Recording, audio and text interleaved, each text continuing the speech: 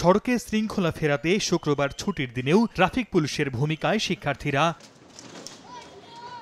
সকাল থেকে ময়মনসিংহের বিভিন্ন সড়কের মোড়ে মোড়ে অবস্থান নেন ছাত্রছাত্রীরা। যানজট নিরসনে নিয়ন্ত্রিতভাবে গাড়ি চালাতে নির্দেশনার দায়িত্ব শুরু করেন।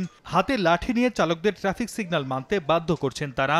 সঙ্গে আছেন আনসার সদস্য, রোড ক্রিসেন্ট ইউনিট ও রোভার স্কাউটের সদস্যরা। মোটরসাইকেল চালকদের হেলমেট ব্যবহার সহ সবাইকে ট্রাফিক আইন মেনে চলার ক্ষেত্রে সচেতনও করছেন। এতে সাধারণ মানুষের মাঝে ফিরেছে স্বস্তি, মুক্তি মিলেছে চিরচেনা যানজট থেকেও। শিক্ষার্থীদের এমন কাজকে সাধুবাদ জানিয়েছেন সাধারণ মানুষ। আমরা সবাই এখানে ট্রাফিক নিয়ন্ত্রণে এসেছি, যার আগে যে ঝামেলাগুলো হতো এখন যেন সেই ঝামেলাগুলো না হয়। আমরা রাষ্ট্র সংস্করণের জন্য যতদিন লাগে আর কি আমাদের এই কাজ করে যাব। অনেকে হেলমেট পরছে, সেদিকেও পরছে না, সেদিকেও লক্ষ্য রাখছি।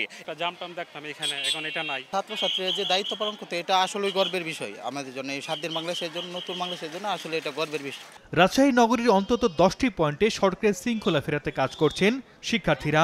এছাড়াও শিক্ষার্থীরা বাজারে বিভিন্ন নিত্য প্রয়োজনীয় পণ্যের দাম মনিটরিং করেন। এ সময় তারা ব্যবসায়ীদের ন্যায্য মূল্যে পণ্য বিক্রির আহ্বান জানান। কোনো পণ্যের দাম অযথা বাড়ানো হলে ব্যবস্থা নেওয়া হবে বলেও হুঁশিয়ারি করেন তারা। সর্দার মোহাম্মদ আরিফ, সময় সংবাদ।